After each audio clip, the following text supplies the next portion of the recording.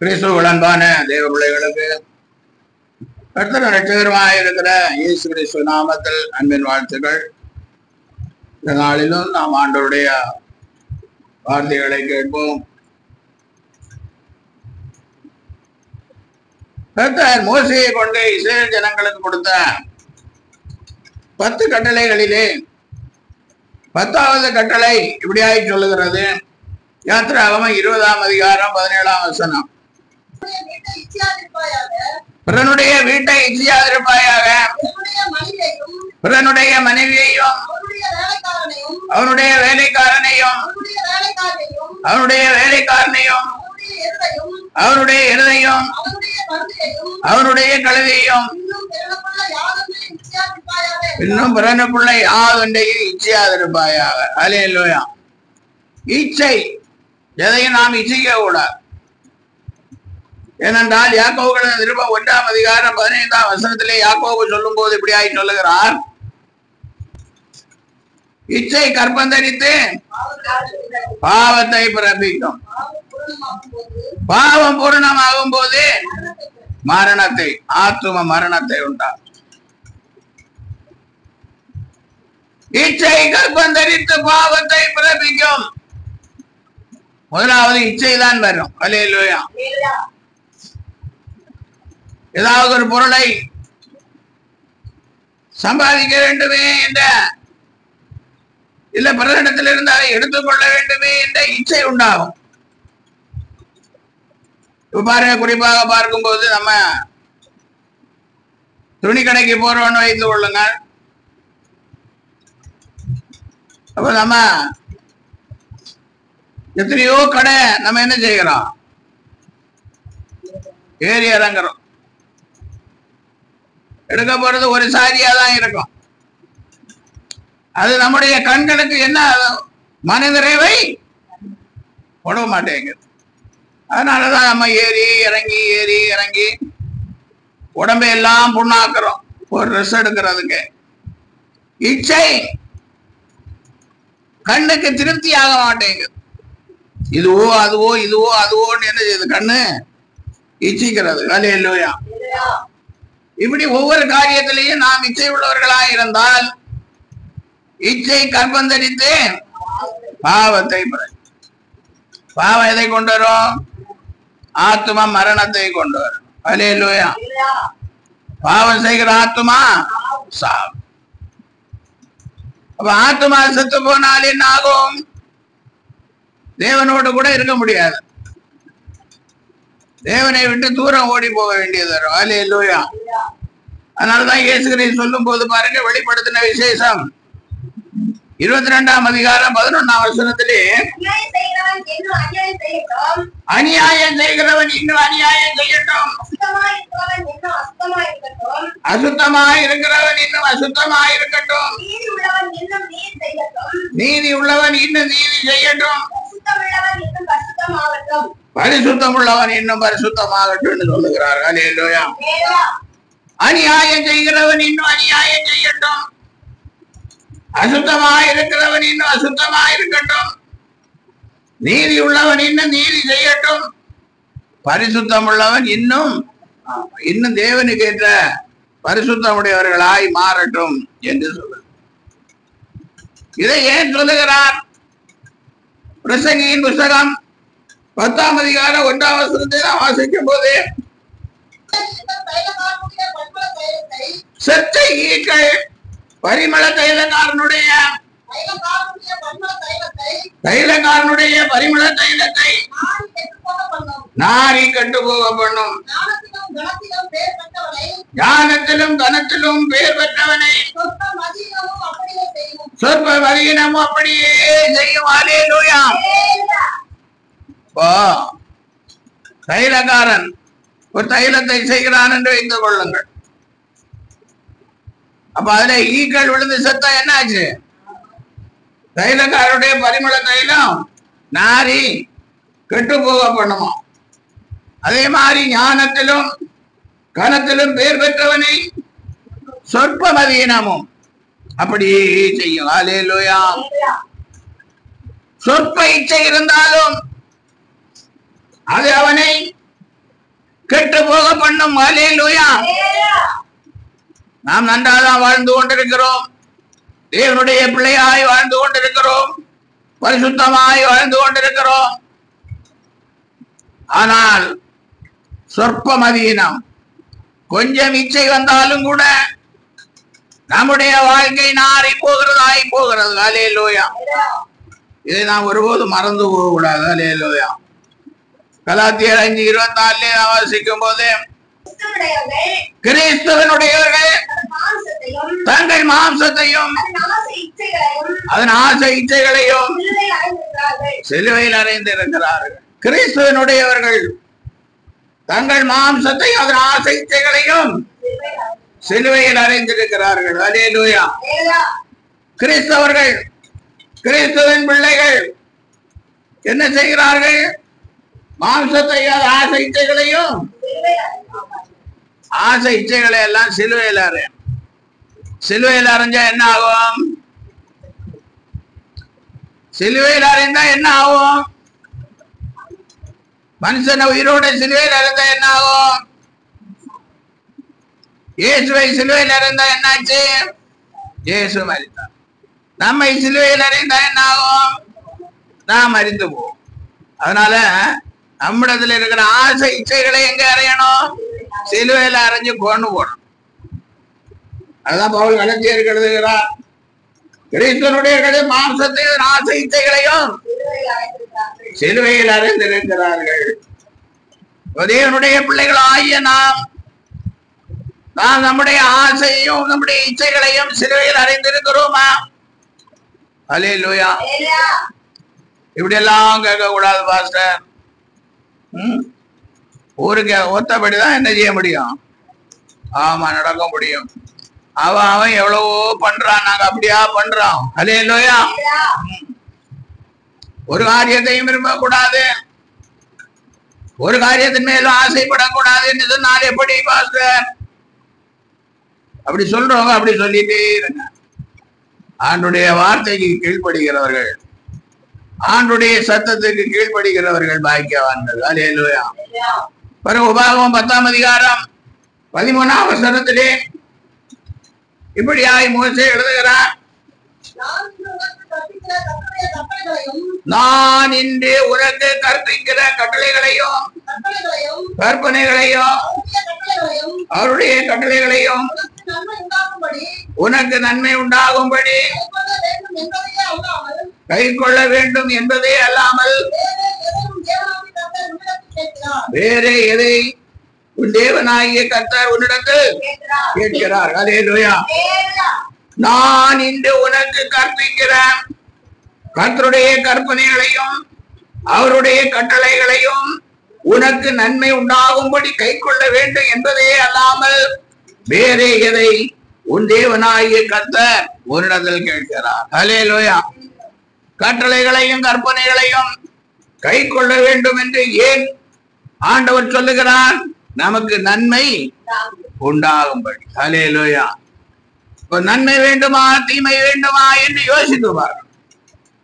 ஆவியானவர் சபைகளுக்கு சொல்லுகிறதை காதுள்ளவன் கேட்டான். சத்தியத்தை அறிவீர்கள், சத்தியத்தை அறிய வேண்டும். நம்முடைய கருத்தில் இருக்கிற வேத புஸ்தகத்திலே எழுதப்பட்டிருக்கிற சத்தியத்தை நாம் என்ன செய்ய வேண்டும்? அறிய வேண்டும். கட்டளைகளை அறிய வேண்டும், கற்பனைகளை அறிய வேண்டும். அப்பொழுது நன்மை உண்டாகும். ஹல்லேலூயா. அதுக்குதான் ஆண்டவர் கற்பனைகளை நமக்கு கொடுத்திருக்கிறார். பாருங்க, 2 பேதுருவின் புஸ்தகம் 1ஆம் அதிகாரம் 4ஆம் வசனம். இச்சையினால் உலகத்துக்கு உண்டாகும் கேட்டுக்கு தப்பி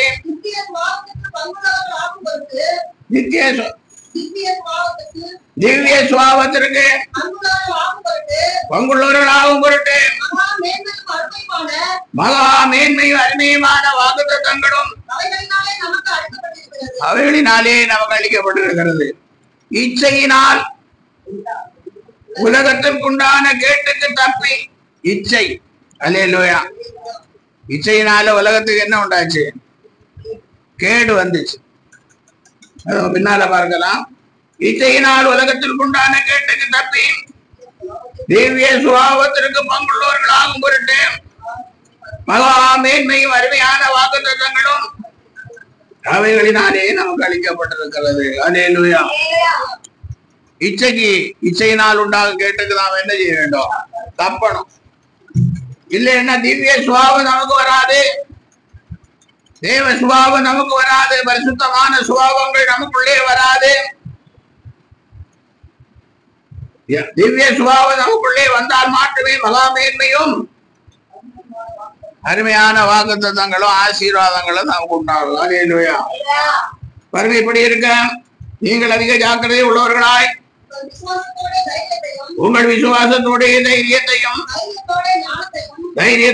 ஞானத்தையும் ஞானத்தோட இச்சை அடக்கத்தையும் இச்சை அடக்கத்தோட பொறுமையும் பொறுமையோட தேவ பக்தியையும் பொறுமையோட தேவ பக்தியோட சகோதர சிநேகத்தையும் அன்பையும் கூட்டி வளருங்கள். இவைகள் உங்களுக்கு உண்டாயிருந்து பெருகினால் உங்களை நம்முடைய கர்த்தராகிய இயேசு கிறிஸ்து அறிகிற அறிவிலே வீணரும் கனியற்றவர்களுமா இருக்க விட்டாது. அல்லேலூயா. அப்போ இச்சையினால் உண்டாகும் கேட்டுக்கு நாம் என்ன செய்யணும்? தப்பணும்னா ரொம்ப ஜாக்கிரதை உள்ளவர்களா இருக்க வேண்டும் என்று வேதம் சொல்லுகிறது. உங்கள் விசுவாசத்தோட தைரியத்தோட ஞானத்தையும் ஞானத்தோட இச்சை அடக்கத்தையும் இச்சை அடக்கத்தோட பொறுமையோட தேவ பக்தியோட சகோதர சிநேகத்தோட அன்பையும் கூட்டி வழங்குங்கள். இவைகள் உங்களுக்கு உண்டாயிருந்து பெருகினால் உங்களை நம்முடைய கர்த்தராகிய இயேசு கிறிஸ்து அறிகிற அறிவிலே ஆமா இவையெல்லாம் இருந்தாதான் இயேசு கிறிஸ்து அறிகிற அறிவில வீணரும் ஒன்றுக்கு உதவாதவர்களும் கனி இல்லாதவர்களுமாய் இருக்க விட்டார். இல்லைன்னா வீணர்களா தான் இருக்கும். இச்சைக்கு தப்பல்லைன்னா வீணானவர்கள் ஒன்றுக்கும் உதவாதவர்களாகவும் கனியற்றவர்கள் கனி இல்லாதவர்கள். அல்லேலூயா. கனி இல்லாத ஒரு மரம், அந்த மரத்தை யாரும் விரும்ப மாட்டாங்க. அல்லேலூயா. அது ஒரு பிரயோஜனம் இருக்கு. அதே மாதிரி கனியற்ற மரமாய் நாம் இருக்கக்கூடாது.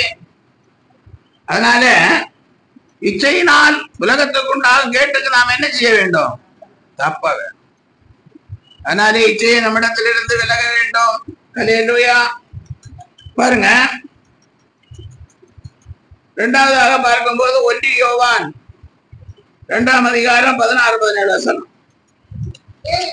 ஏனெனில் மாம்சத்தின் இச்சையும் கண்களின் இச்சையும் ஜீவனத்தின் பெருமையுமாகிய உலகத்தில் உள்ளவைகள் எல்லாம் பிதாவினால் உண்டானவைகள் அல்ல, அவைகள் உலகத்தினால் உண்டானவைகள். உலகமும் இச்சையும் ஒழிந்து போம், தேவனுடைய சித்தத்தின்படி செய்கிறவனோ என்றென்றைக்கு நிலைத்திருப்பான். அல்லேலூயா. மாம்சத்தின் இச்சையும் கண்களின் இச்சையும் ஜீவனத்தின் பெருமையுமாகிய உலகத்தில் உள்ளவைகள் எல்லாம் பிதாவினால் உண்டானவைகள் அல்ல. அல்லேலூயா. கண்களின் இச்சை, மாம்சத்தின் இச்சை, ஜீவனத்தின் பெருமை இதெல்லாம் உலகத்துல இருக்கு. ஆனா இது நம்முடைய தேவனால் உண்டானவைகள் அல்ல. அல்லேலூயா. அதனால தேவனால் உண்டாகாதவைகளை நாம் என்ன செய்யக்கூடாது? விரும்பக்கூடாது. தேவன் நமக்கு கொடுக்கிறதை விரும்ப வேண்டும். தேவனால் கொடுக்கப்பட்டதை நாம் என்ன செய்ய வேண்டும்? விரும்ப வேண்டும். ஏன்னா உலகமும் அதன் நிச்சயம் ஒளிந்து போகும், தேவனுடைய சித்தத்தின்படி செய்கிறவனே என்றென்றைக்கு நிலைத்திடும். உலகத்தில் உண்டானதெல்லாம் உலகம் அழியும் போது என்ன செய்யும்? அழிந்து போகும். அப்ப உலகத்தில் உண்டானவைகள் எல்லாம் அழிந்து போகிறபடியினால் அவைகளை நாம் விரும்பக்கூடாது.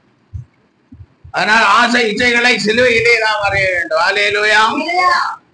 ஆசை இச்சைகளை நாம் சிலுவையிலே அறையவில்லை என்றால் அந்த ஆசை இச்சைகள் நம்மை கனியற்றவர்களும் வீணர்களுமாய் மாற்றிவிடும். அல்லேலூயா.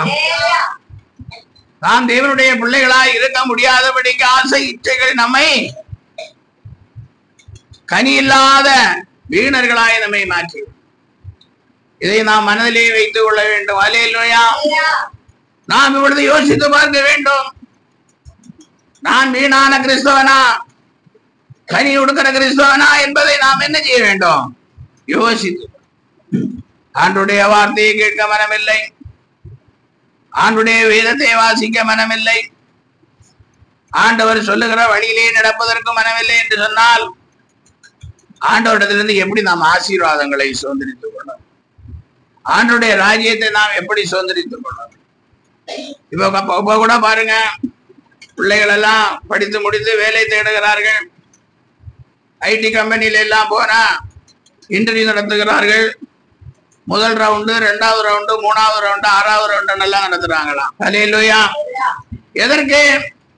அந்த வேலை செய்வதற்கு அவர்கள் தகுதி உள்ளவர்களா என்று பார்க்கிறது. ரவுண்டு மேல ரவுண்டா இன்டர்வியூ பண்ணிட்டு இருக்கிறாங்க. அப்ப எத்தனை ரவுண்டு போனாலும் தகுதி இல்லாதவன் என்ன செய்வான்? புறக்கணிக்கப்படுவான். அல்லேலூயா. தகுதி இல்லாதவனுக்கு வேலை கிடைக்காது. வேலை கிடைக்கவில்லை என்றால் பெரிய சம்பளம் கிடைக்காது. அப்புறம் எங்கேயாவது சின்ன சம்பளம் கிடைக்கிற இடத்துல தான் போகணும். அதனால நாம் கிறிஸ்தவர்களாய் இருக்கிற நாம் வீணர்களாய் இருக்கக்கூடாது, கனியற்றவர்களாகவும் இருக்கக்கூடாது. நாம் தேவனுக்கு பிரயோஜனம் உள்ளவர்களாய் இருக்க வேண்டும். ஆவியின் கனிகளை கொடுக்கிறவர்களாய் இருக்க வேண்டும். அல்லேலூயா. பாருங்க, கண்களின் இச்சை மாம்சத்தின் இச்சையும் உலகத்தினால் உண்டானது.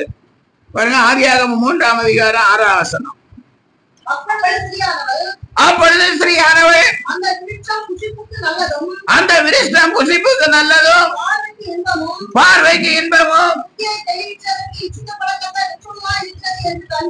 புத்தியை தெளிவிக்கிறதற்கு இச்சிக்கப்படத்தக்க விருட்சத்தின் விருட்சமாய் இருக்கிறது என்று கண்டு அதன் கனியை பறித்து புசித்து தன் புருஷனுக்கும் கொடுத்தாள். அப்பொழுது ஸ்திரீயானவள் அந்த விருட்சம் புசிப்புக்கு நல்லதும் பார்வைக்கு இன்பமும் புத்தியை தெளிவிக்கிறதற்கு ஈச்சிக்கப்படத்தக்க விருட்சத்தின் இச்சை வந்தது. விலக்கப்பட்ட விருட்சத்தின் கனி ஏவாளை இச்சித்தது. அல்லேலூயா. ஆண்டவர் இந்த விருட்சத்தின் கனியை சாப்பிடக்கூடாதுன்னு சொல்லியிருக்காரு. அது தினமும் ஏவாள் பார்த்து கொண்டே இருந்தாள். எல்லா விருட்சத்தின் கனியையும் புசிக்கலாம் என்று சொல்லுகிறாரு. இந்த ஒரு விருட்சத்தின் கனியை ஏன் புசிக்க கூடாது என்று சொல்லுகிறார் என்று திரும்ப திரும்ப பார்த்த. அப்படி பார்த்த போது அவளுக்கு என்ன தெரிந்தது? அந்த விருட்சம் புசிப்புக்கு நல்ல ருசியா இருக்குமோ, பார்வைக்கு அது எப்படி இருந்தது? இன்பமும் புத்தியை தெளிவிக்கிறதற்கு ஈச்சிக்கப்படத்தக்க விருட்சம். அல்லேலூயா. அது பார்த்தாலே அது ஒரு இச்சை உள்ள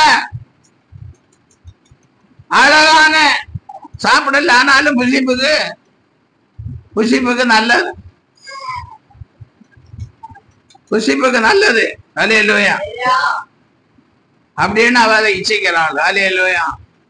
அதை பறித்து புசித்து தன் புருஷனுக்கும் அவனும் புசித்தான். அல்லேலூயா. அது உலகத்திற்கு என்ன கொண்டாந்தது? முழு உலகத்தையும் பாவத்திற்குள்ளார் பாவம் வேதனையை கொண்டு தந்தது. அல்லேலூயா. ஏவாள் பெற்றெடுத்த பிள்ளைகள் ஒருவரை ஒருவர் சண்டை போட்டுக் கொண்டார்கள். காயின் ஆவேலை கொலை செய்தான். அல்லேலூயா. பாருங்க, கொலை, முதல் கொலை ஏதேன் தோட்டத்திலே உண்டாகிறது. எதனால் உண்டாகிறது? இச்சையினால், அந்த இச்சிக்கப்பட்ட மரத்தின் கனியை புசித்ததினாலே பாவம் வந்ததோ ஆண் பெற்றெடுத்த பிள்ளைகள் ஒருவரை ஒரு அடித்து கொலை செய்யப்படுகிறார். எப்படி இருக்கும் நினைத்து பாருங்க. 2 பிள்ளைங்க இருக்கிறாங்க. பிள்ளைங்க ஒருத்தருக்கு ஒருத்தர் அடிச்சு சாகும் போது துக்கமும் வேதனையும் உண்டாகிறது. அல்லேலூயா. அப்ப இது ஏன் எழுதப்பட்டிருக்கிறது? இன்றைக்கு நாமும் இச்சிக்கப்பட்டால் நமக்கு துக்கமும் வேதனையும் உண்டாகும் என்பதற்காக தான் எழுதப்பட்டிருக்கிறது. அல்லேலூயா.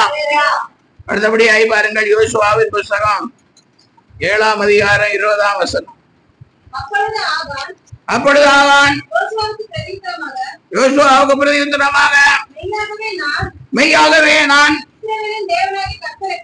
இஸ்ரவேலின் தேவனாகிய கர்த்தருக்கு விரோதமாக பாவம் செய்தேன். இன்ன பிரகாரமாக செய்தேன். கொள்ளையிலே நேர்த்தியான ஒரு பாபிலோன் சால்வையும் 200 வெள்ளி சேக்கலையும் 50 சேக்கல் நிறையான ஒரு பொன் பாலத்தையும் நான் கண்டேன். அவைகளை இச்சித்து எடுத்துக்கொண்டேன். இதோ அவைகள் என் கூடாரத்தின் மத்தியில் பூமிக்குள் புதைந்திருக்கிறது. வெள்ளி அதன் நடுவில் இருக்கிறது என்றார். அல்லேலூயா.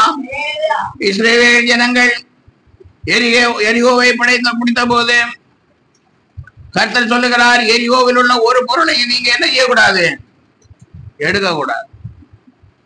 எரிகோ பட்டணத்திலேயே உள்ள அந்த ஜனங்கள் வைத்திருக்கிற ஒரு பொருளை நீங்க என்ன செய்யக்கூடாது, எடுக்க கூடாது. ஆனால் இந்த ஆகான் என்ன செய்கிறான்? நாம் பார்த்தபடி நேர்த்தியான ஒரு பாபிலோனிய சால்வையும் 200 வெள்ளி சேக்கலையும் 50 சேக்கல் நிறையான ஒரு பொன் பாலத்தையும் கண்டு அவைகளை ஈச்சித்து எடுத்துக்கொண்டேன் என்று சொல்லுகிறான். வீட்டுக்குள்ள கூடாரத்துக்குள்ள என்ன செய்கிறான்? மறைச்சு வைக்கிறேன்னு சொன்னான். அல்லேலூயா. அப்ப நடந்தது என்னன்னு பாருங்க. 25ஆம் வசனம். அங்கே யோசுவா, நீ எங்களை கலங்க பண்ணினது என்ன? இன்று கர்த்தர் உன்னை கலங்க பண்ணுவார் என்றான். அப்பொழுது இஸ்ரவேல் எல்லாரும் அவன் மேல் கல்லறிந்து அவைகளை அக்கறையில் சுட்டரித்து கற்களினால் மூடி அவன் மேல் இந்நாள் வரைக்கும் இருக்கிற ஆமா அவனை கல்லறிந்து என்ன செஞ்சாங்க? கொலை செய்தார். ஆண்டவருடைய வார்த்தைக்கு கீழ்ப்படி ஆகான் சொல்லுகிறான், நான் இச்சித்தேன் என்று. அல்லேலூயா. நான் பாபிலோன் சால்வையை பார்த்து இச்சித்தேன் என்று சொல்லுகிறேன். நான் 200 வெள்ளி சேக்கலையும் 50 சேக்கல் உடனடியான பொன் பாலத்தையும் நான் கண்ட அவைகளை நினைச்சேன். வெள்ளியை இச்சித்தேன், பொன்னை இச்சித்தேன். அல்லேலூயா. இவன் நமக்கும் அப்படிதான் விலை ஏறிக்கொண்டே போகுது. 62,000 ரூபாய தாண்டி போயிட்டு அது 1 லட்சமா கூட மாறும். அல்லேலூயா. அதனால நமக்கு என்ன வருகிறது? நகை போடாத தேவ பிள்ளைகளுக்கு என்ன வருகிறது? இச்சை வருகிறது, ஆசை வருகிறது. அல்லேலூயா. ஆசை இச்சைகளை சிலுவையில் அறையாத கிறிஸ்தவர்களுக்கு என்ன வருகிறது? ஆசையும் இச்சையும் வருகிறது. அல்லேலூயா. அதனால ஆசையும் இச்சையும் வருகிறதுனால அவர்கள் அதை என்ன செய்கிறார்கள்? கடன் வாங்கியோ இல்ல காசு கையில இருக்குதோ எப்படியோ வாங்குறார்கள். ஏனென்றால் இன்னும் 6 மாசம் போகும்போது அது 70,000 போகும், இன்னும் 2 வருஷம் போகும்போது அது 80,000 போகும்னு நினைக்கிறார்கள். ஆனால் யாக்கோபு எழுதின நிருபத்திலே 5ஆம் அதிகாரம் இப்படியாய் சொல்லுகிறது. 5ஆம் அதிகாரம் 1ஆம் வசனம் படி. ஐஸ்வர்யவான்களே கேளுங்கள், உங்களது மேல் வரும் நிர்பந்தங்கள் நிமித்தம் அலறி அடங்கள். உங்கள் ஐஸ்வர்யம் அழிந்து உங்கள் வஸ்திரங்கள் பொட்டரித்து போயின. உங்கள் பொன்னு வெள்ளியும் துருப்பிடித்தது. அவைகளில் உள்ள துரு உங்களுக்கு விரோதமாக சாட்சியாய் இருந்து அக்னியை போல உங்கள் மாம்சத்தை தின்னும். கடைசி நாளிலே பொக்கிஷத்தை சேர்த்தீர்கள். அல்லேலூயா. பொன்னும் வெள்ளி என்ன ஆகுமா? துருப்பிடிக்குமா? துருப்பிடிச்சா என்ன பண்ணுவீங்க? பாவா தங்கத்தை தனியா யாரும் ஒண்ணும் செய்ய முடியாது, ஒரு நகையும் செய்ய முடியாது. செம்போ பித்தளையோ இல்ல என்னென்ன அதுல என்னெல்லாம் செட் ஆகுமோ அந்த உலோகங்களை உருங்கி ஒன்னா சேர்த்து நகை செய்யறாங்க. அல்லேலூயா. எவ்வளவு விலையேறி கொண்டு போகும்போது இப்ப என்ன செய்வாங்க? இரும்பையும் சேர்ப்பாங்கன்னு தெரியுது. அல்லேலூயா. வேதம் சொல்லுகிறது. அப்ப இரும்பை சேர்த்த தங்கம் என்ன ஆகும்? துருப்பிடிக்கும். துருப்பிடிச்சா என்ன பண்ணீங்க? எசேக்கியேல் தீர்க்கதரிசி புத்தகம் 7ஆம் அதிகாரம் 19ஆம் வசனம். எசேக்கியேல் தங்கள் வெள்ளியை தெருக்களில் எரிந்து விடுவார்கள், அவருடைய பொன் வேண்டா வெறுப்பாயிருக்கும். கர்த்தருடைய சினத்தின் நாளிலே அவர்கள் பொன்னு அவர்கள் வெள்ளி அவர்களை விடுவிக்க மாட்டாது. அவர்கள் அதனால் தங்கள் ஆத்துமாக்களை திருப்தியாக்குவதும் இல்லை, தங்கள் வயல்களை நிரப்புவதும் இல்லை. அவர்கள் அக்கிரமங்களே அவர்களுக்கு பாருங்க, தங்கள் வெள்ளியை தெருக்களில் எரிந்து விடுவார்கள், அவருடைய பொன். இப்ப ரொம்ப ஆசை இச்சை. இப்ப பிள்ளைங்களுக்கு கல்யாணம் பண்ணி வைக்கும் போது 10 சவரன் எல்லாம் போதாது, 20 சவரன் போதாது அப்படின்னு சொல்லுகிறார்கள். அல்லேலூயா. இப்ப நிறைய வசதி உள்ளவர்கள், வசதி உள்ளது என்னுடைய பிள்ளைகள், வசதி உள்ள ஊழியக்காரர்கள் எல்லாம் 1 கிலோ 2 கிலோன்னு கொடுக்குறார்களா? அல்லேலூயா. ஆமா. தங்கத்தை எப்படி கொடுக்குறாங்க? இங்க வேதம் என்ன சொல்லுகிறது? உங்கள் பொண்ணு என்ன இருக்கும்? ஆமா, 1 கிலோ 4 கிலோ நீ கொடுத்தாலும் அது சில காலங்கள் கடந்து போகும்போது வேண்டாவருப்பாய் மாறி போகும். இன்றைக்கு இவனை கண் நிச்சயிக்கிறது, ஆகா நிச்சயித்தான், பாபிலோன் சால்வியை இச்சித்தான், வெள்ளியை இச்சித்தான், பொன்னை இச்சித்தான். அல்லேலூயா. அவனுக்கு முடிவு என்னாச்சு? அவனுக்கு அன்னைக்கு இருந்த சட்டத்தின்படி ஆண்டவர் தீர்ப்பு எழுதினார், அவனை கல்லறிந்து. இனி அப்படி கிடையாது. இனி நீங்க வச்சிருக்கிற தங்கமும் வெள்ளியும் துரு பிடிச்சா உங்களுக்கு என்ன ஆகும்? வேண்டா விருப்பம் எழுதப்பட்டிருக்கிறது. அல்லேலூயா. வாயிலையும் வயிற்றுலையும் அடிப்பீங்க, உண்ணாம குடிக்காம சேர்த்து வச்சு வாங்கினே இப்ப இப்படி துரு பிடிச்சு துரு முளைச்சு போயிருக்குது. ஏன் வாங்குவான் இத? அல்லேலூயா. அதனாலதான் ஐஸ்வர்யவான்களே, உங்களுக்கு வர நிற்பங்களை நிமித்தம் அலறி அழுங்க. இப்பவே அலறி அழுங்க.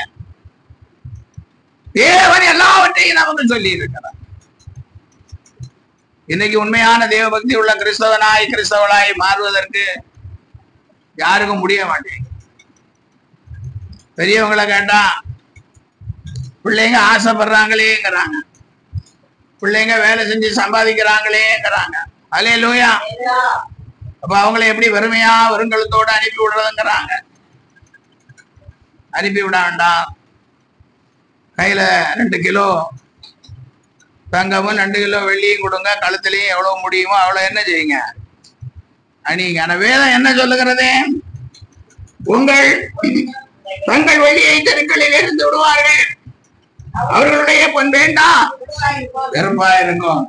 கர்த்தருடைய சினத்தின் நாளிலே அவர்கள் வெள்ளியும் அவர்கள் பொன்னும் அவர்களை விடுவிக்க மாட்டார். அதனால் தங்கள் ஆத்துமாக்களை திருப்தியாக்குவதுமில்லை, தங்கள் வயறுகளை நிரப்புவதுமில்லை. அப்படின்னா பசியா இருக்கிறேன், இந்த ஒரு 5 சவரன் நகை இருக்கு, வித்து அரிசி பருப்பு காய்கறி வாங்கி வேண்டியதுன்னா தங்கத்தை யாரும் வாங்க மாட்டார்.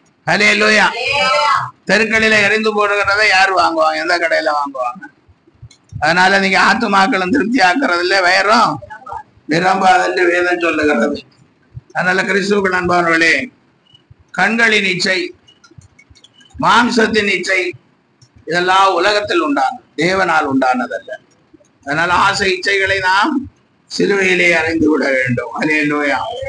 அடுத்தபடியாய் பாருங்க, சங்கீதம் 78ஆம் சங்கீதம் 18-19 வசனம். தங்கள் இச்சைக்கேற்ற போஜனத்தை கேட்டு தங்கள் இச்சைக்கேற்ற போஜனத்தை கேட்டு தங்கள் இருதயத்தில் தேவனை பரிசு பார்த்தார்கள். தங்கள் இதயத்தில் தேவனை பரிசை பார்த்தார்கள். அவர்கள் தேவனுக்கு விரோதமாய் பேசி அவர்கள் தேவனுக்கு விரோதமாய் பேசி தேவன் வனாந்தரத்திலே போஜன பந்தியை ஆயத்தப்படுத்த கூடுமோ? இதோ அவர் கண்களை அடித்ததினால் போதும் போதும். அல்லேலூயா. தங்கள் இச்சைக்கேற்ற போஜனத்தை கேட்டு தங்கள் இதயத்தில் தேவனை பரீட்சை பார்த்தார்கள். அல்லேலூயா. அவர்கள் தேவனுக்கு விரோதமாய் பேசி தேவன் வனாந்தரத்திலே போஜன பந்தியை ஆயத்தப்படுத்த கூடுமோ என்றார்கள். அல்லேலூயா. எங்களுக்கு ஆகாரம் வேண்டும். என்ன ஆகாரம் வேண்டும்? இச்சை உள்ள ஆகாரம் வேண்டும். அல்லேலூயா. 23ஆம் வசனத்தில் வாசிங்க. அவர் உயரத்தில் உள்ள மேகங்களுக்கு கட்டளையிட்டு வானத்தின் கதவுகளை திறந்து மன்னாவை அவர்களுக்கு ஆகாரமாக வர்ஷிக்க பண்ணி வானத்தின் தானியத்தை அவர்களுக்கு கொடுத்தார். தூதர்களின் அப்பத்தை மனுஷன் சாப்பிட்டான். ஆமா, மன்னாவை அவர்களுக்கு கொடுத்தார். ஆகாரம், தூதர்கள் சாப்பிட்ட ஆகாரத்தை கொடுத்தார். வானத்தின் தானியம். அல்லேலூயா. அப்ப வானத்துல என்ன இருக்குது? தானியம் இருக்கு. அதுதான் மன்னா. அல்லேலூயா. தூதர்கள் சாப்பிடுறதுக்கு நிறைய மன்னாவை தேவன் அங்க விளைய செஞ்சு கொண்டிருக்கிறார். இங்க நமக்கு அரிசி வேணும், கோதுமை வேணும், இப்ப கம்பு, திணை, சோளம் என்னெல்லாம் நிறைய இருக்கு. அது மாதிரி அல்லேலூயா. மன்னாவை அவர்களுக்கு ஆகாரம் அவர் சிக்க பண்ணி வானத்தின் தானியத்தை அவர்களுக்கு கொடுத்தார். தூதர்களின் அப்பத்தை மனுஷன் அவர்களுக்கு ஆகாரத்தை பூரணமாய் நடந்து பாருங்க. ஆகாசத்திலே கேட்காது நம்முடைய வல்லமையினால் சென்றலை வீச செய்து மாம்சத்தை தூளத்தனையாகவும் சிறவுள்ள பறவைகளை கடற்கரை மணலத்தனையாகவும் வரிசிக்க பண்ணி அவைகளை அவர்கள் பாளையத்தின் நடுவிலும் அவர்கள் கூறாரங்களை சுற்றிலும் இறங்க பண்ணினார். அவர்கள் புசித்து திருப்தி அடைந்தார்கள். அவர்கள் இச்சித்ததை அவர்களுக்கு கொடுத்தார். அவர்கள் தங்கள் இச்சையை வர்க்கவில்லை. அவருடைய போஜன் அவர்கள் வாயில் இருக்கும் போதே தேவகோபம் அவர்கள் மேல் எழும்பி அவர்களில் கொடுத்தவர்களை சங்கரித்து இஸ்ரவேலில் விசேஷித்தவர்களை மடிய பண்ணிட்டு. அல்லேலூயா. இச்சை வேதம் சொல்லுகிறது, முதல்ல இச்சித்து எங்களுக்கு கறி வேண்டும் என்று கேட்டார்கள். கரியை கொடுத்தார் ஆண்டவர். அல்லேலூயா. ஆனால் அவர்கள் தங்கள் இச்சையை இச்சையை விடவில்லை. எவ்வளவோ காடை அவர்களுக்கு அனுப்பி கொடுத்தார். ஆனா அவர்கள் அந்த இச்சையை என்ன செய்யல? வெறுக்கவே இல்லை. இன்னைக்கும் அப்படிதான், நம்ம எல்லாருக்கும் அப்படிதான். அல்லேலூயா. ஆசை இச்சை என்ன ஆக மாட்டேங்குது, நம்ம விட்டு விலக மாட்டேங்குது. ஆதாரம், இன்னைக்கு ஞாயிற்றுக்கிழமை எல்லாருக்கும் ஒரு ஆசைதான். ஆசையோ ஆசை இல்லையோ ஞாயிற்றுக்கிழமை என்ன செய்யணும்? பிள்ளைங்க எல்லாம் வீட்டுல இருப்பாங்க. அதனால நல்ல ஒரு ஆகாரம் செய்யணும்னு சொல்லி ஏதோ பிரியாணியோ ஏதோ ஆணியை செய்யலாம். அல்லேலூயா. மற்ற நாட்களில் எல்லாம் பிள்ளைகள் வேலைக்கு போவார்கள். ஞாயிற்றுக்கிழமை பிள்ளைகள் வீட்டுல இருப்பாங்க. அதனால அவர்களுக்கு ருசியா ஏதாவது என்ன செய்யணும் வேண்டும். தாய் தகப்பன் நினைத்து செஞ்சு கொடுக்கிறார். அது செஞ்சு கொடுங்க, பரவாயில்ல. ஆனா எப்பதான் பிரசங்கம் முடியுமோ, எப்பதான் சிக்கன் கடைக்கு போவோமோ, எப்பதான் மட்டன் கடைக்கு போவோமோ, சிக்கன் கிடைக்குமோ மட்டன் கிடைக்குமோ எல்லாம் நினைக்க கூடாது. அல்லேலூயா. எப்ப வேணுங்களும் கூட்ட முடியும். பிரசங்கம் எப்ப வேணுங்களும் முடியும். அல்லேலூயா. ஆமா, பிரசங்கம் எப்ப முடிஞ்சாலும் பொறுமையா போகணும். நமக்கு ஆயத்தப்படுத்தி வச்சிருக்கிற தேவன் என்ன செய்வார்? கண்டிப்பா கொடுப்பார். நீங்க செய்யலாம். ஒரு நாள் கொஞ்சம் தாமதமா சாப்பிட்டா ஒண்ணும் ஆக போறதில்லை. முதலாவது தேவனுடைய ராஜ்யத்தை அவருடைய நீதியையும், அப்பொழுது இவைகள் எல்லாம் உங்களுக்கு. முதலாவது தேவனுடைய ஆலயத்துல உட்கார்ந்து இருந்து சீக்கிரமா உட்காரணும். ஆலயத்துல சீக்கிரமா வந்து என்ன செய்யணும்? உட்கார்ந்து ஆண்டவரை பாடணும். பாட்டினால் துய்த்து சூத்திரத்தினால் மகிமைப்படுத்தணும். கொம்பு மிரிவுடம்பு உள்ள காளையரை பார்க்கலாம் கர்த்தருக்கு பிரியமானதை முதல்ல செய்யணும். பிரியமானவனே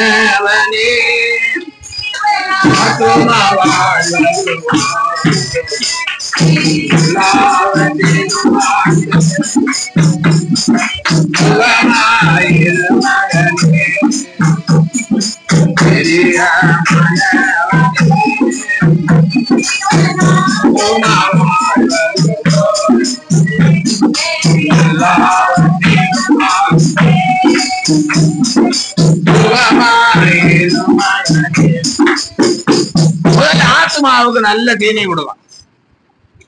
ஆத்மாவை திருப்திப்படுத்தும். பணப்பிரியன் பணத்தினால் திருப்தி அடைவதில்லை, செல்வ பிரியன் செல்வத்தினால் திருப்தி அடைவதில்லை. ஆனால் அமுகங்கள்ல இருக்கிற ஆத்மாவை ஆண்டுடைய வார்த்தைகளினால் நாம் என்ன செய்யணும்? திருப்திப்படுத்த. வார்த்தையினால் ஆத்மாவை திருப்திப்படுத்தினால் மட்டும்தான் நமக்கு ஆசீர்வாதம். சமாதானத்தோடு வாழ முடியும், சந்தோஷத்தோடு வாழ முடியும். ஆபத்து மோசங்களுக்கு விலக்கி ஆண்டவர் நம்மை பாதுகாப்பார். அல்லேலூயா. அதனால நல்ல சாப்பிடுங்க, வேண்டாம் யாரும் சொல்லல. சாப்பிடுறது நல்லதுதான். உழைக்கிறவர்கள் எல்லாம் நல்லா சாப்பிடலாம். அல்லேலூயா. ஆனா லேவியராக 11ஆம் அதிகாரத்திலே ஆண்டவர் சொல்லும் போது இவைகளை சாப்பிடலாம், இவைகளை சாப்பிடக்கூடாதுன்னு சொல்லுகிறார். அல்லேலூயா. பாருங்க, கடைசியில 41ஆம் வசனத்தில் நாம் படிக்கும் போது தரையில் ஊறுகிற பிராணிகள் எல்லாம் உங்களுக்கு அருவருப்பா இருக்க கடவுது, அவை புரிசிக்கப்படலாகாது. தரையில ஊறுறது ஒண்ணு நம்ம என்ன செய்யக்கூடாது? தேவனுடைய பிள்ளைகள் புசிக்கப்படக்கூடாது. இதை கேட்டது நிறைய பேர் சொல்றாங்க. சீனாவில் இருக்கிற கிறிஸ்தவன் பாம்பு கறி சாப்பிடுறானா, ஜப்பான்ல இருக்கிறவன் பாம்பு கறி சாப்பிடுறானா அப்படின்னு கேக்குறாங்க. உண்மையிலே அவன் நல்ல கிறிஸ்தவன் ஐயாச்சுன்னா அதெல்லாம் என்ன செய்யக்கூடாது? சாப்பிடக்கூடாது. அவன் எங்க இருந்தாலும் சரி, அமெரிக்கால இருந்தாலும் சரி, ஆப்பிரிக்கால இருந்தாலும் சரி, எல்லாருக்கும் இந்த பைபிள் தான் கொடுக்கப்பட்டிருக்கிறது. இந்த வசனத்தின்படி நடந்தாதான் அவர்களுக்கு என்ன உண்டு? விடிய கால வெளுப்பு உண்டு, இல்லைன்னா ராக்காலம் தான். அடுத்த வசனம், தரையில் ஊறுகிற சகல பிராணிகளிலும் வயிற்றினால் நகர்கிறவைகளையும் 4 காலால் நடமாடுகிறவைகளையும் அநேக கால் உள்ளவைகளை எல்லாம் புசியாதிருப்பாங்க, அவைகள் அருவருப்பாங்க. இப்ப எல்லாருக்கும் அநேக கால் உள்ளதுதான். இப்ப கோழி, சிக்கன், மட்டனை விட எல்லாம் அநேக கால் உள்ளதுதான் நம்ம ஆளுங்க தேடி கொண்டு நடக்கணும். அல்லேலூயா. அநேக கால் உள்ள நிறைய காலை வச்சுட்டு இப்படி இப்படி அதுதான் வேணும். எறாவும் நண்டும் இல்லாம நிறைய பேர் உயிர் வாழ முடியாதுன்னு இருக்கிறாங்க கிறிஸ்தவர்கள். அவருக்கு என்ன ரட்சிப்பு வந்தது? அந்த கிறிஸ்தவனுக்கு என்ன ரட்சிப்பு வந்தது? அந்த கிறிஸ்தவன் என்னத்த வேதத்தை வாசித்தான்? அப்ப என்ன பிரசங்கத்தை அவன் கேட்டான்? அல்லேலூயா. அடுத்த வசனம், ஊறுகிற எந்த பிராணிகளிலும் உங்களை அருவருப்பாக்கி கொள்ளாமலும் அவைகளால் தீட்டுப்படாமல் இருப்பீர்களாக. அவைகளாலே நீங்கள் தீட்டுப்படுவீர்கள், நீங்கள் அசுத்தப்படுவீர்கள், நீங்கள் பாவிகளாய் போவீர்கள். அல்லேலூயா. நான் உங்கள் தேவனாகிய கர்த்தர், நான் பரிசுத்தர். ஆகையால் தரையில் ஊறுகிற எந்த பிராணிகளிலும் உங்களை தீட்டுப்படுத்தாமல் உங்களை பரிசுத்தமாக்கி கொண்டு பரிசுத்தராயிருப்பீர்களாக. அல்லேலூயா. ஆண்டவராகிய இயேசு பரிசுத்தராயிருக்கிறார். கர்த்தராகிய தேவன் பரிசுத்தராயிருக்கிறார். அப்ப அவருடைய பிள்ளைகளாகிய நாம எப்படி இருக்கணும்? பரிசுத்தமுடையவர்களாக இருக்கணும். அதனால போஜனத்திலே நம்ம என்ன செய்யக்கூடாது? இச்சிக்க கூடாது. அல்லேலூயா. கண்களின் இச்சை, மாம்சத்தின் இச்சை, தேவனத்தின் பெருமை, இதெல்லாம் தேவனால் உண்டானதல்ல. அல்லேலூயா. அதனால போஜனத்தையும் நாம் என்ன செய்யக்கூடாது?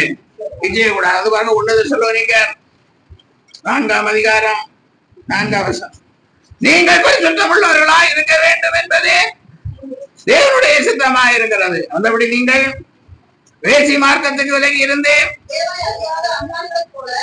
தேவனை அறியாத அஞ்ஞானிகளை போல மோக இச்சைக்கு உட்படாமல் உங்களில் அவனவன் தன் தன் சரீர பாண்டத்தை பரிசுத்தமாயும்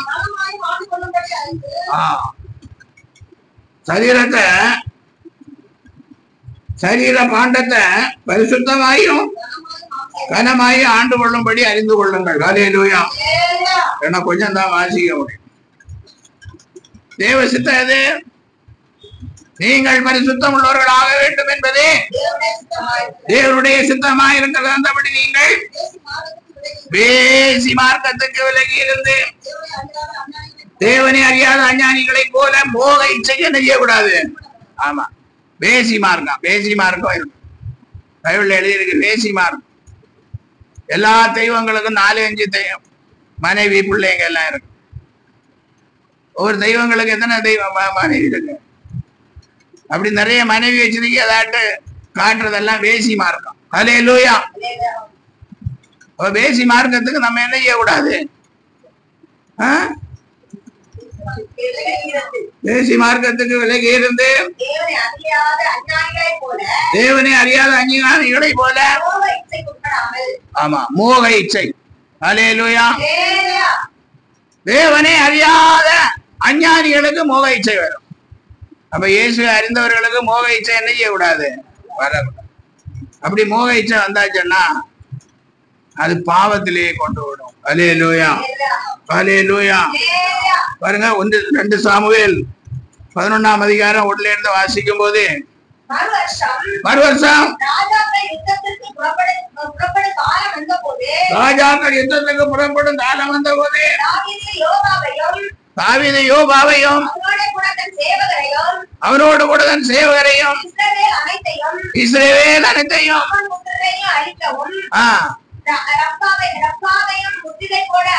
ரப்பாவை முற்றிலை போட அனுப்பினான். தாவீதோ எருசலேமில் இருந்து விட்டான். ஒரு நாள் சாயங்காலத்தில் தாவீது தன் படுக்கையில் இருந்து எழுந்து ஆமா அரண்மனையின் உப்பரிக்கையின் மேல் மாடியில உலாவிக் கொண்டிருந்தான். அங்க இருந்து பார்த்தான் குடிசை, மற்ற வீடுகள் எல்லாம் ராஜாவுக்கு அரண்மனை தான் பெருசா இருக்கும், மற்ற வீடுகள் எல்லாம் சின்ன சின்ன வீடுகளா இருக்கும். அதுல குளித்து கொண்டிருக்கிற ஒரு ஸ்திரீயை கண்டான். அவ தூரத்துல என்ன பார்த்த கூட அவ ரொம்ப சௌந்தரியம் உள்ளவளா இருந்தாள். அப்பொழுது தாவீது அந்த ஸ்திரீ யார் என்று விசாரிக்க ஆள் அனுப்பினான். எலியாவின் குமாரத்தியும் ஏத்தியனான உரியாவின் மனைவியும் ஆகிய பத்சேபாள் என்றார்கள். அப்பொழுது தாவீது ஆள் அனுப்பி அவளை அழைத்து வர சொன்னான். அவள் அவரிடத்தில் வந்த போது அவனோட சேர்ந்தான். ஹல்லேலூயா. நீங்க வேண்டுமா படிங்க, அதுக்கு எவ்வளவு பெரிய தண்டனை எல்லாம் ஆண்டவர் கொடுத்தாருன்னு தெரியும். ஹல்லேலூயா. தாவீதுக்கு மோக இச்சை வந்தது. மோக இச்சை வந்ததுனால ஏதோ பண்றான். அதான் 38ஆம் சங்கீதத்துல வாசிக்கும் போது அதை விளக்கமா எழுப்பி இருக்கு. என் எலும்புகளில சௌக்கியம் இல்ல, என் வயர்கள் எல்லாம் எரிபந்தமாய் எரிக்கிறது, இப்படி எல்லாம் சொல்றாரு. ஹல்லேலூயா. அதனால மோக இச்சை அஞ்ஞானிகளை போல மெனைய கூடாது, மோக இச்சைக்கு வரக்கூடாது. பாருங்க, அடுத்து நியாயாதிபதிகளின் புஸ்தகம் 16ஆம் அதிகாரம் 1ஆம் வசனம். வேகமா வாசிங்க.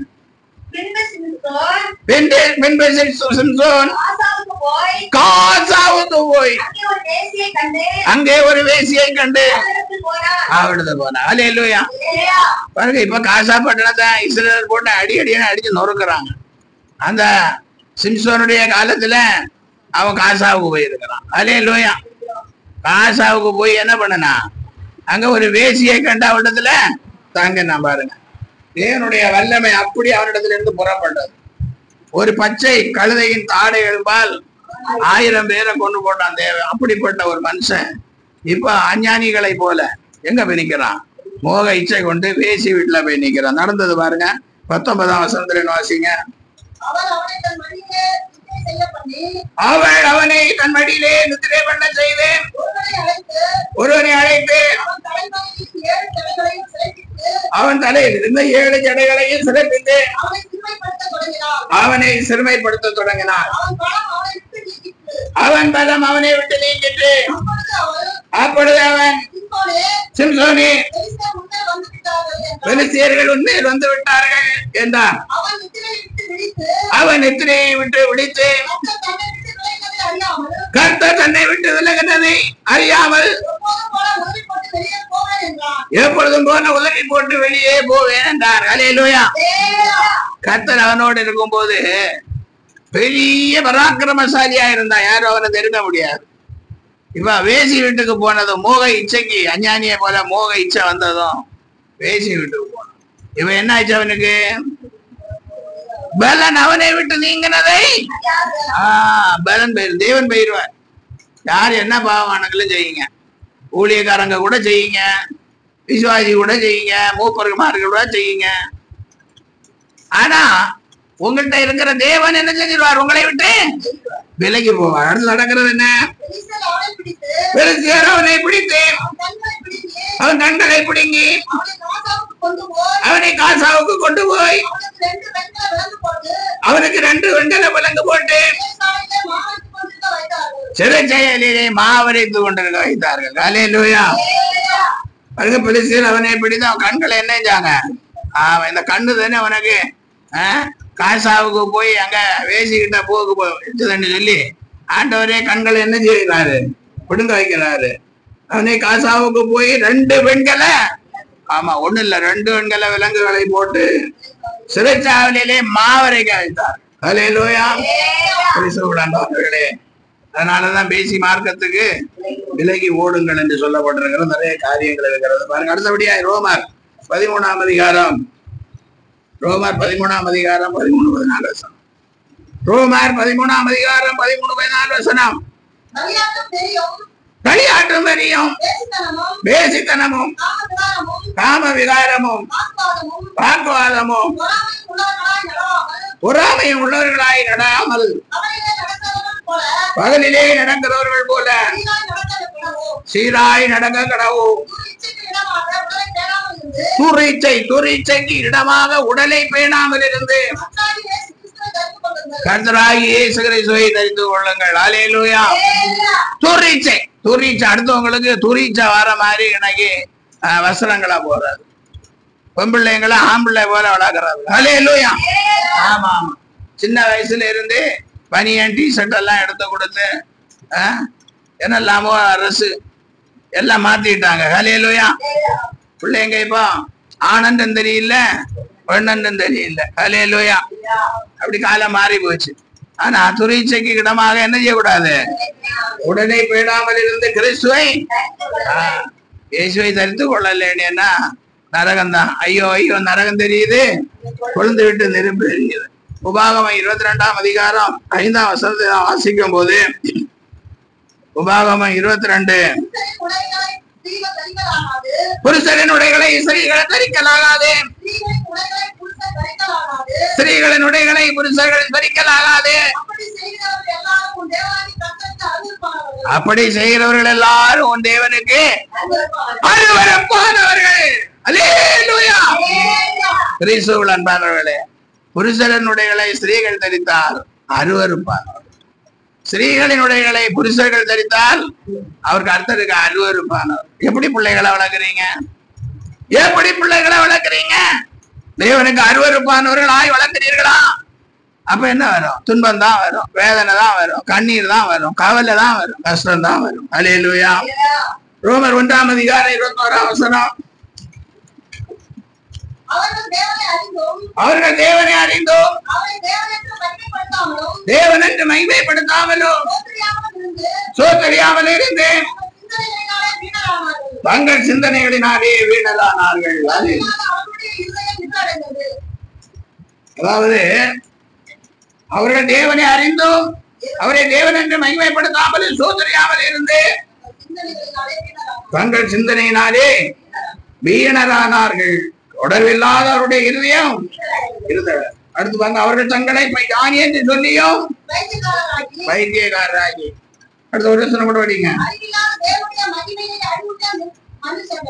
அழிவில்லாத தேவனுடைய மகிமையை அறிவுள்ள மனுஷர்கள், பறவைகள், மிருகங்கள், ஊரும் பிராணிகள் ஆவை இவைகளுக்கு ரூபங்களுக்கு ஒப்பாக மாற்றினார்கள். அல்லேலூயா.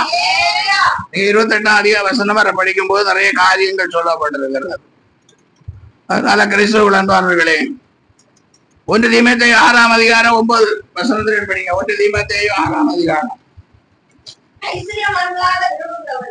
ஐஸ்வர்யவான்களாக விரும்புகிறவர்கள் சோதனையிலும் கண்ணியிலும் மனுஷரை கேட்டிலும் அழிவிலும் அமிழ்த்துகிற மதிகேடோ ஏதோமான பலவித இச்சைகளிலும் விழுகிறார்கள். பண ஆசை எல்லா தீமைக்கு மேலாயிருக்கிறது. சிலர் அதை இச்சித்து விசுவாசத்தை விட்டு வழிவி அநேக வேதனைகளாலே தங்களை உருவக்குத்தி கொண்டிருக்கிறார்கள். நீயோ தேவனுடைய மனுஷனே, இவைகளை விட்டோடி நீதியையும் தேவபக்தியையும் விசுவாசத்தையும் அன்பையும் பொறுமையும் சாந்த குணத்தையும் அடையும்படி நாடு. விசுவாசத்தில் நல்ல போராட்டத்தை போராடு. நித்திய ஜீவனை பற்றிக்கொள். அதற்காகவே நீ அழைக்கப்பட்டாய். அநேக சாட்சிகளுக்கு முன்பாக நல்ல அறிக்கை பண்ணுகிறவனுமாய் இருக்கிறாய். அல்லேலூயா. பண ஆசை எல்லா தீமைக்கும் பேராயிருக்கிறார். சிலர் அதை என்ன செய்யறாங்க? இச்சித்து விசுவாசத்தை விட்டு வழுவி அநேக வேதனைகளால் தங்களை உருவக்குத்தி கொள்ளுகிறார். அல்லேலூயா. இன்றைக்கு என்னென்னலாமோ நடக்குது. அநேக பங்கு மார்க்கெட்ல பணம் போடுறாங்க. இந்த கையில இருக்கிறத போட்டா பரவாயில்ல, கடன் வாங்கி கூட போடுறாங்க. வீட இடமான வச்சு போடுறாங்க. கடைசியில அநேக வேதனைகளால் தங்களை உருவக்குத்தி கொள்ளுகிறார்கள். பணம் வேணும், பணம் வேணும். எத்தனையோ சிட்டி பண்ணி நடத்தினவங்க எவ்வளவோ பணத்தை ஏமாற்றி கொண்டு ஓடிட்டாங்க. காவல்துறையினர் விசாரித்து இன்னும் முடிவு வரல. கோர்ட்ல இருந்து எந்த நீதிபதி இன்னும் சரியா தீர்ப்பு வழங்காத நிலையில 1 லட்சம் கட்டினீங்கன்னா மாசம் 10,000 தருவோம். கடைசியில உங்களுக்கு வட்டியோட சேர்த்து 1 லட்சத்தை 3 லட்சமா தருவோம்னு சொன்னா கொஞ்சம் அறிவு வேணாம், வாங்கி சேர்க்கிறார்கள். அல்லேலூயா. நம்ம ஜனங்கள் கியூல நிக்கிறாங்க. கியூவை சமாளிக்க முடியல, பண ஆசை. அதனால என்ன செய்யறாங்க? விசுவாசத்தை விட்டு விலகி தங்களை அநேக வேதனைகளால் தங்களை உருவக்குத்தி கொள்ளுகிறார்கள். அல்லேலூயா. யாக்கோபு 1 அதிகாரம் 4 அதிகாரம் 1 வசனம். உங்களுக்குள்ளே யுத்தங்களும் சண்டைகளும் எதனால் வருகிறது? உங்கள் அவயவங்களில் போர் செய்கிற இச்சைகளினால் அல்லவா? அல்லேலூயா. போர் செய்கிற இச்சை நமக்குள்ள இருக்கு. சண்டை போடணும். அண்ணன் தம்பிக்குள்ள சண்டை போடுறாங்க, அக்கா தங்கைக்குள்ள சண்டை போடுறாங்க. வீட்டுக்குள்ளேயே சண்டை. வெளியில உள்ள சண்டையை கூட சமாளிச்சுக்கலாம். வீட்டுக்குள்ள இருக்க சண்டைய சமாளிக்கிறது ரொம்ப கஷ்டமா இருக்கு. அது போர் செய்கிற இச்சை அவர்களிடத்துல இருக்கு. யார் பெருசு? நாம் பெருசா, நீ பெருசா? அல்லேலூயா. அடுத்து பாருங்க, அப்போஸ்தலர் 24 அதிகாரம் 25 வசனத்திலே ஒரு சம்பவம் சொல்லப்பட்டிருக்கிறது. அவன் நீதியையும் இச்சை அடக்கத்தையும் இனி ஒரு நியாய தீர்ப்பையும் குறித்து பேசுகையில் பயமடைந்து இப்பொழுது நீ போகலாம். இப்ப பவுலின் காலத்துல பேரிக்ஸ் என்ற நீதி ஒரு இது இருந்தான். அல்லேலூயா. அப்ப அவன் கட்ட இச்சை அடக்கத்தையும் இனிவரை நியாய தீர்ப்பை குறித்து பேசுகள். பேலிக்ஸ் என்ன இருந்தான்? நியாயாதிபதி என்ன அடைந்தான்? பயம் அடைந்தான். அதனால என்ன சொல்றான்? இனி ஒரு நாள் உன்னை கூப்பிட்டு சமயம் வாய்க்கும் போது பேசுகிறேன். அல்லேலூயா. 1 கொரிந்தியர் 9 அதிகாரம் 25 வசனம். பந்தயத்திற்கு போராடுகிற யாவரும் எல்லாவரிலேயும் இச்சை அடக்கமாயிருப்பார்கள். அவர்கள் அழிவுள்ள கிரீடத்தை புதுப்பிக்கப்படி செய்கிறார்கள். நாமோ அழிவில்லாத கிரீடத்தை புதுப்பிக்கப்படி செய்கிறோம். அல்லேலூயா. ஒரு பந்தயம், ஒரு விளையாட்டு போட்டி இருக்குன்னு வச்சுங்க. அதுல வெற்றியை பெறும்படிக்கு அவர்கள் என்ன செய்கிறார்கள்? இச்சை அடக்கத்தோடு அடக்கமா இருப்பார்கள். அவர்கள் அழிவுள்ள கிரீடத்தை பெறும்படிக்கு அப்படி செய்கிறார்கள். நாமோ அழிவில்லாத கிரீடத்தை பெறும்படிக்கு எப்படி செய்கிறோம்? இச்சை அடக்கம் உள்ளவர்களா இருக்கிறோம். அல்லேலூயா. ஆசை இச்சைகளை நாம் என்ன செய்யணும்? சிலுவையில் அறையணும். யூதாவின் புத்தகம் ஒரு அதிகாரம் தான் இருக்குது. 18ஆம் வசனம். கடைசி காலத்திலே நாங்கள் துன்மார்க்கமான இச்சையின்படி நடக்கிற பரிகாசக்காரர்கள் தோன்றுவார்கள் என்று உங்களுக்கு சொன்னார்களே. இவர்கள் பிரிந்து போகிறவர்களோ ஜென்ம சுபாவத்தாரோ ஆவி இல்லாதவர்களுமாமே. நீங்களோ பிரியமானவர்களே உங்கள் மகா பரிசுத்தமான விசுவாசத்தின் மேல் உங்களை உறுதிப்படுத்திக் கொண்டு பரிசுத்த ஆவிக்குள் ஜெபம் பண்ணி தேவனுடைய அன்பிலே உங்களை காத்துக்கொண்டு நித்திய ஜீவனுக்கு ஏதுவாக நம்முடைய கர்த்தராகிய இயேசு கிறிஸ்துவினுடைய இரக்கத்தை பெற காத்திருங்கள். அல்லேலூயா. இங்கே என்ன சொல்லப்பட்டிருக்கிறது என்றால், கடைசி காலத்தில் நடக்கிற காரியம். கடைசி காலத்திலே தங்கள் துன்மார்க்கமான இச்சைகளின்படி நடக்கிற பரியாசக்காரர்கள் தோன்றுவார்கள். அல்லேலூயா. இன்னைக்கு அநேக சபைகளில் அப்படிதான் நிறைய ஊழியங்கள் எல்லாம் தேவனை பரியாசம் பண்ற ஊழியமா இருக்கு. நீ என்ன வேணுமானாலும் சாப்பிடு, நீ என்ன வேணுமானாலும் கொடுத்துரு, நீ எப்படி வேணுங்களும் போ, ஆனா எனக்கு என்ன செய்யும்? மாசம் காணிக்கை மட்டும் கொடுத்து. அதனால இன்னைக்கு நிறைய ஆளுங்க சேர்ந்து கொண்டே இருக்கிறாங்க. அல்லேலூயா. அதான் வேதம் சொல்லுகிறது. இப்படிப்பட்ட இது இருந்தா அழிவுதான். பாருங்க, 2 பேதுரு 3ஆம் அதிகாரம் 9ஆம் வசனம். தாமதிக்கிறார் என்று சிலர் எண்ணுகிறபடி வாக்குதத்தை கொண்டு தாமதமாயிராமல் ஒருவரும் கெட்டு போகாமல் எல்லாரும் மனம் திரும்ப வேண்டும் என்று விரும்பி நம்மே நீடிய பொறுமை உள்ளவராக இருக்கலாம். கர்த்தருடைய நாள் இருவிலே திருடன் வருகிற விதமாய் வரும். வானங்கள் மடமடவென்று அகன்று போ, பூதங்கள் வந்து உருகி போ,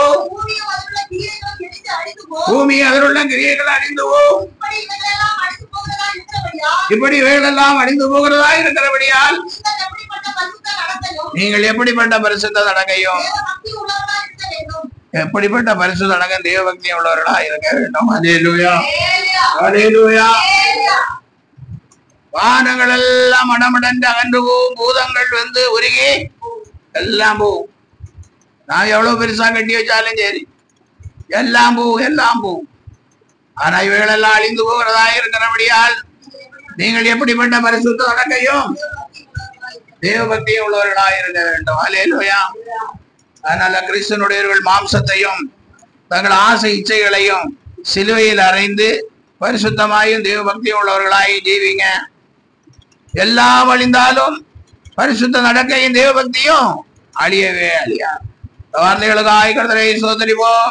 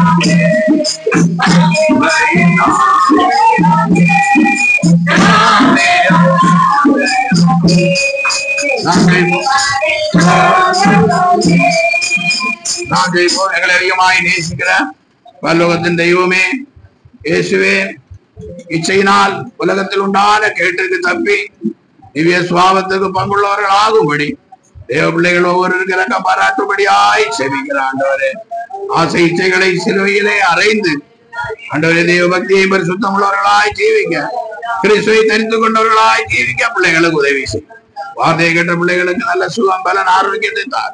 கையின் பிரயாசங்களை பிள்ளைகளுக்கு ஆசீர்வாதமாக்கித்தார். பிள்ளைகள் கர்த்தருக்கு பிரியமான பிள்ளைகளாய் ஜீவிக்க, தேவ பக்தி உள்ள பிள்ளைகளாய் ஜீவிக்க கர்த்தர் உதவி செய்யும்படியாய் பிள்ளைகளுக்கு போதிக்கும்படியாய் செபிக்கிறார். கர்த்தர் தேவ கிருபையிலே பலப்படும் ரட்சிப்பின் பூரணத்தை சுதந்திரித்து கொள்ளவும் கர்த்தர் உதவி செய்வீராக. இயேசுவின் நாமத்தில் பிள்ளைகளை ஆசீர்வதித்து ஜெபிக்கிறேன் நல்ல பிதாவே. கர்த்தரை சோதரி, என் உள்ளங்களிடம் நாமத்தை சோதரி.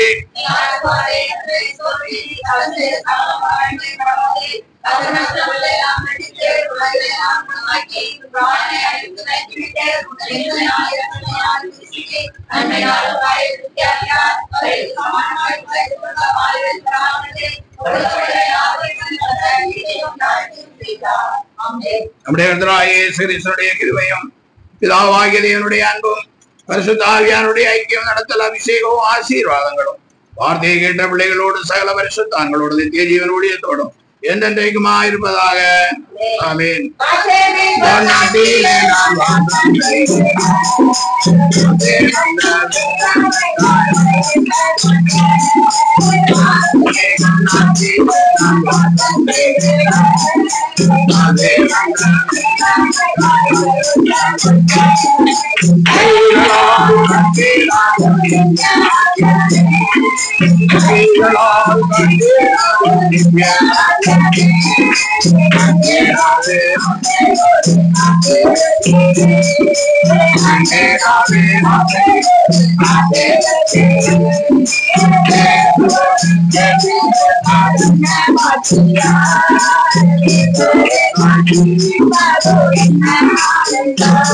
Hallelujah. Hallelujah. Hallelujah. ஆண்டவராகிய இயேசு உம்முடைய ஆசீர்வாதத்துக்காக God bless you. Praise the Lord. Praise the Lord.